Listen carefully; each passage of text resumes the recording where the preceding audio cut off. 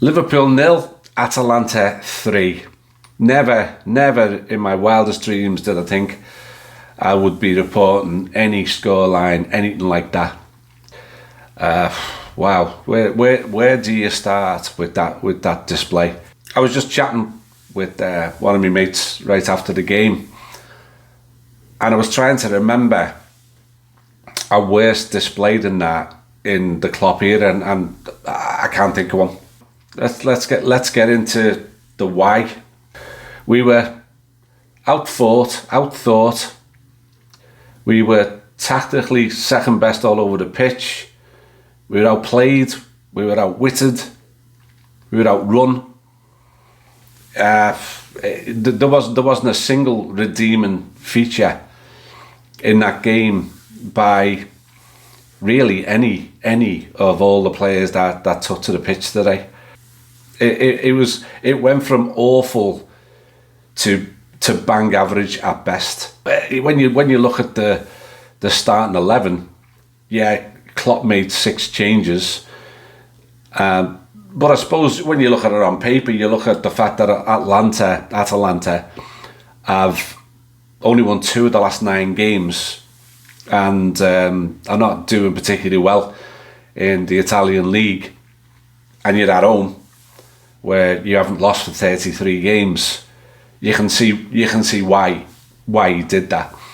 But the combination of players coming back from quite long-term injuries and players being played out of position meant that it was as disjointed a display as you can possibly imagine. It could have gone our way before Atalanta got their first goal. I mean, we had the Darwin Núñez chance, which he blew. He blew.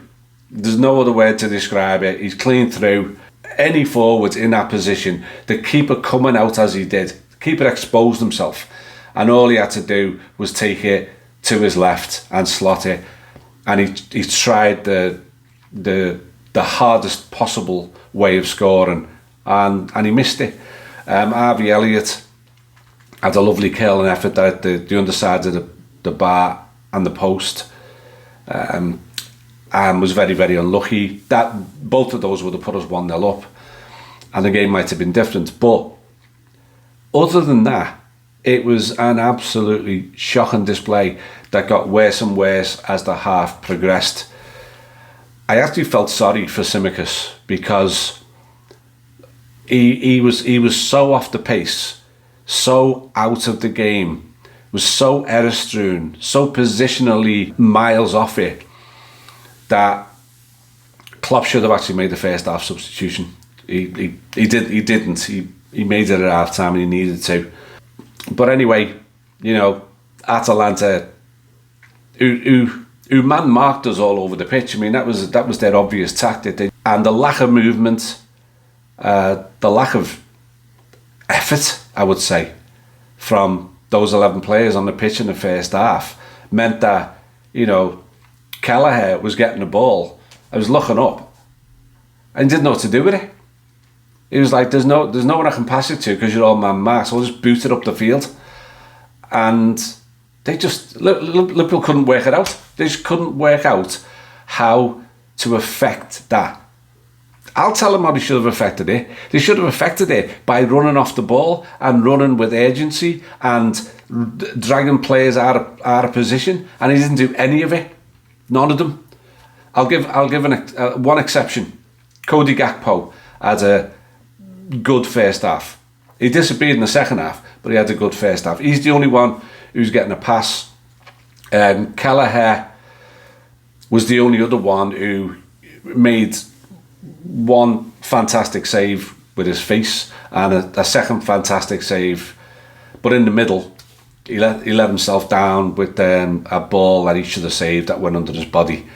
But in general, you know, he could have been 3-0 at half time if it hadn't been for two excellent saves by him. So anyway, second half, on comes Mo, Robbo and Szoboszlai for Elliott Costas and Curtis Jones.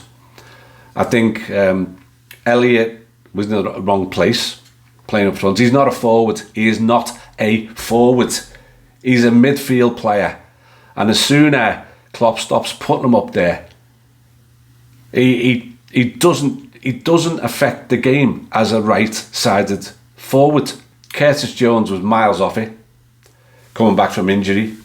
I've already mentioned Costas' display, so it was no surprise that those three went off. Could have been several others as well.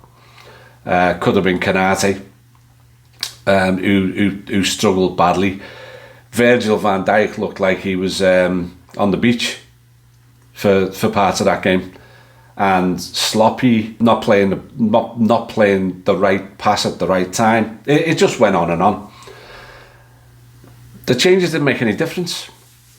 We had a little bit of a go, but the more we had a bit of a go, the more Atlanta's very structured and mechanical game got them more and more chances. And they weren't just on the break, they just snuffed out our chances and worked their way forward against the most porous defence, porous, not poorest, porous defence imaginable. And the second goal, I have no idea what Kanate and Joe Gomez are doing. But the ball gets knocked into the middle. Both of them are 5 yards away from the player. And he side foots it home. Even he couldn't believe it. The way he celebrated, he's like, did that really, was I not offside? Something must have gone wrong because no one was near me. But it was a perfectly good goal. They scored a third. They could have scored a fourth. They could have scored a fifth. They missed a header. They put one wide that he shanked when he was in a really good position. This was a team that outshot us as well, I reckon. Well, I don't know if they had as many shots, but the ones that they had were of far greater quality, far greater chance of scoring than we did, and he buried three of them. So, what went wrong? Well, number one was the rustiness and the out of position players of the starting 11. And sometimes when you start off like that and you realise that you've got it wrong, it's very hard to get it back. But I think there's a second factor. This Liverpool team or squad is guilty. I've mentioned it before in these videos. Is guilty of complacency when playing against a team that on paper shouldn't be getting a look in. And we have struggled in far too many games. Look at games this season against Notts Forest and Luton and Sheffield United, and we don't show up. And this 11 today did not show up. Now, I'm sure the rust and the out of position played a part, but so did complacency. So did the team who thought you just had to show up here because they've looked at Atalanta and said, oh, you know what? They've only won 2 of the last 9, so this is going to be a bit of a cakewalk. We always win at Anfield. And they couldn't get it back.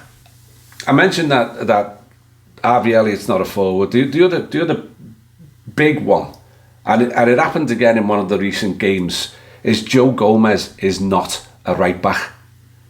Stop playing him there. He was responsible for multiple errors through the game. It's not the only one. I could talk about every player and say that same thing, multiple errors throughout the game. But he's not a right back. So you've got Joe Gomez playing as a right back. You've got Harvey Elliott playing on the right wing. You've got Kostas Tsimikas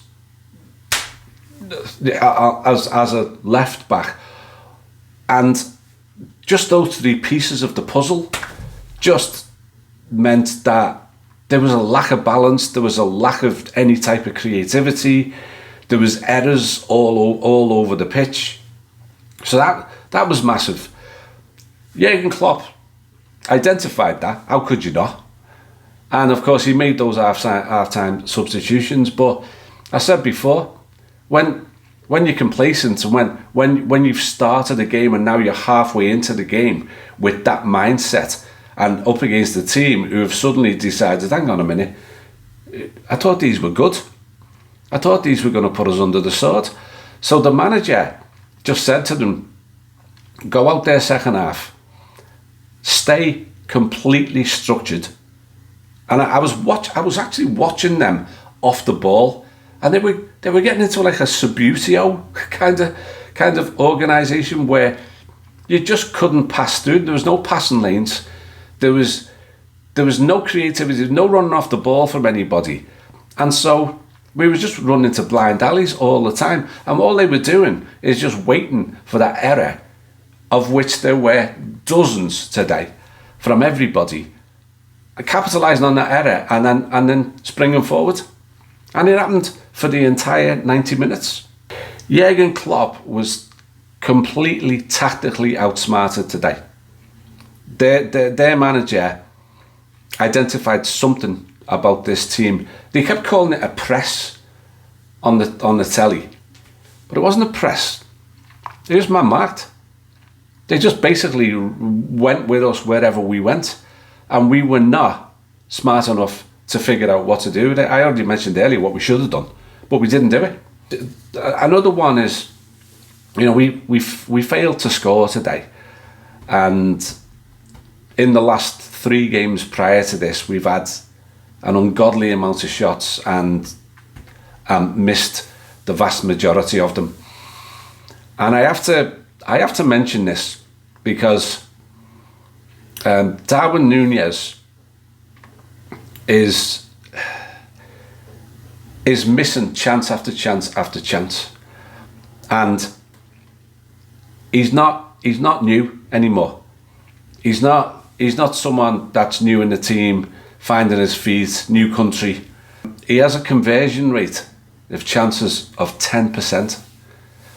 10%, which means he has to have 10 shots to score a goal, and that's just simply not good enough.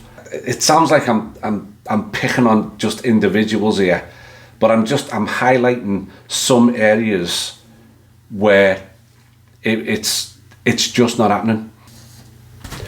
A superhuman effort is now needed in this second leg to go to Italy and overturn a 3-goal deficit. It's going to take something extraordinary. Their home form is exceptional, and Jurgen Klopp has a decision to make. We've got these last 7 league games now to potentially walk away as English champions. Does he go for this second leg and put in this superhuman effort, putting everything he's got, every one of our starters, every one of our world-class players who are all pretty much now fit, does he put them all in that game, and does he go for it, or does he save everything for the league? And that's got to be playing on his mind. Of course I want us to come back and win 4-0 over there and go on and lift the trophy, but I also at the same time don't want it to undermine what we're trying to do in the league. So I don't know what the right decision is. That's Jurgen's to make. I'll finish off because it's been a negative day. The team deserve a negative review after that. But let's not forget, Jurgen Klopp has made most of the correct decisions this season, and the team has outplayed the opposition in 99% of games. The only games I can think of that where we didn't outplay the opposition was Arsenal in the league game and today, where we were completely schooled. But other than that, we've outplayed the opposition. You can see the disappointment, you can hear the disappointment, but you know what? Let's dust ourselves down and let's go after this league.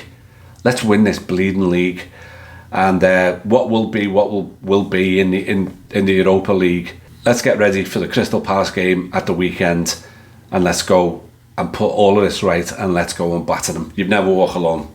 See you then. Ta-ra.